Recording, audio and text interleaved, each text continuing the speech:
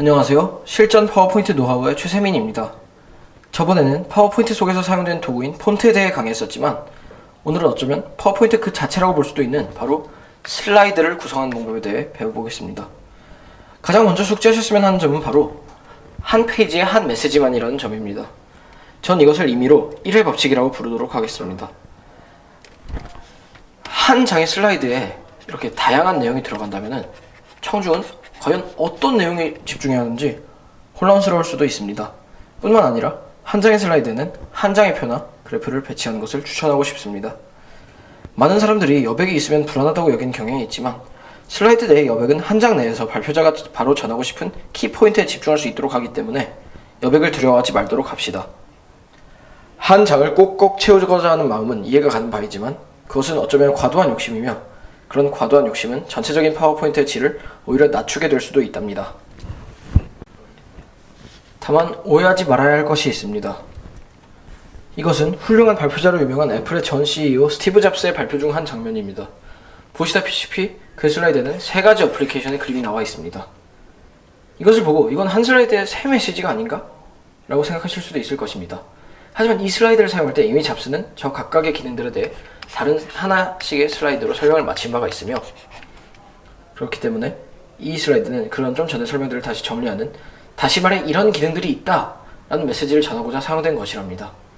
그리고 이러한 슬라이드의 형태는 다음으로 기억해야 될 점인 3의 법칙과 관계가 있습니다.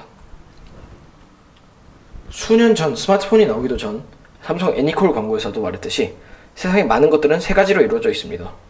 머리, 가슴, 배, 기체, 액체, 고체, 아침, 점심, 저녁, 심지어는 철수, 영희, 바둑이까지 말이죠. 왜 이렇게 3가지로 분류를 하는 걸까요?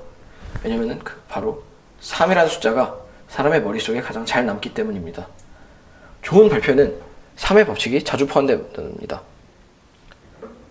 그것은 미국의 링컨 대통령이 게티스버그에서 연설을 했을 때도 국민에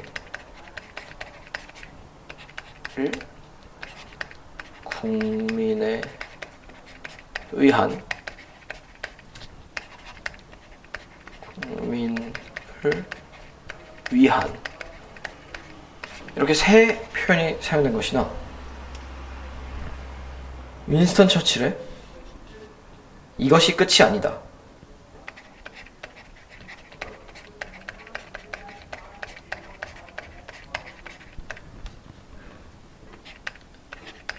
끝의 시작 또한 아니다.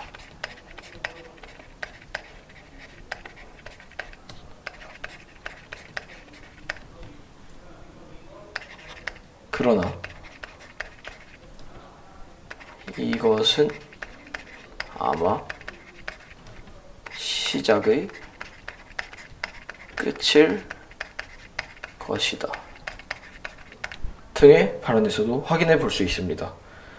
다시 말하자면 사람들은 3가지만 기억하려 한다는 뜻입니다. 좀 전 언급한 여러 사례에서도 볼 수 있듯이 우리의 슬라이드에서도 마찬가지로 3의 법칙을 중시하면서 만든다면 더욱 효율적인 파워포인트 제작이 가능해질 것입니다.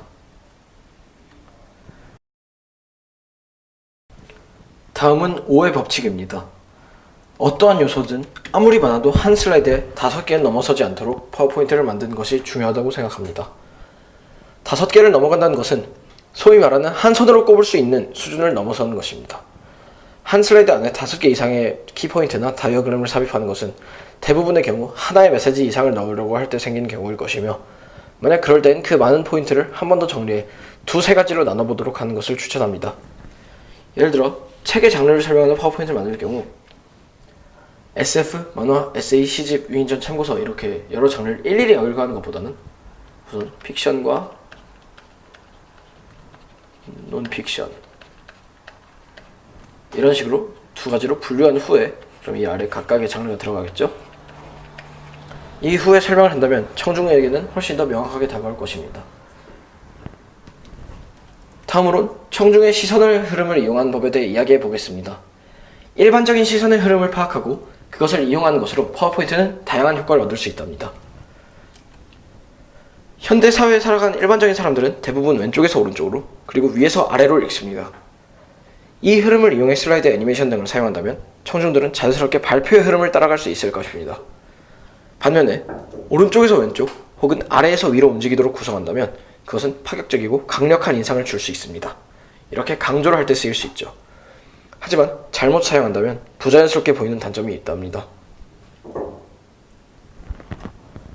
파워포인트를 구성하는 데에는 여러가지 색깔도 잊을 수 없습니다.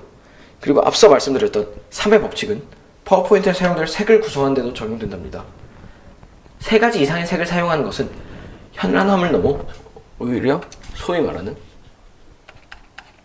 싸 보이는 파워포인트를 만들기도 합니다. 여러 색을 사용한다면 우선 3가지의 색을 결정하고 그 색의 범주에서 크게 벗어나지 않는 색을 사용하는 것이 좋다고 생각합니다. 색상의 선택에 대해 안목이 없다고 스스로 생각하신다면 제가 첫 번째 강의 때 사용한 파워포인트처럼 아예 검은색과 하얀색만을 사용하는 것도 좋은 방법입니다. 안정적이고 진지한 느낌을 주기 때문이죠. 조화로운 색을 선정하는 것 중 한 방법은 바로 자연을 활용하는 것입니다. 자연의 모습은 말 그대로 자연이기 때문에 자연 속에서 한눈에 보이는 풍경은 그 안의 색들은 서로 조화롭기 마련입니다. 보정된 사진이지만 가령 이런 사진이 있다고 했을 때 이렇게 하늘에서 하나, 산에서 하나, 그리고 풀에서 하나씩 3가지 색을 빼 사용한다면 크게 이질감이 느껴지지 않는 좋은 색 3가지를 사용할 수 있답니다.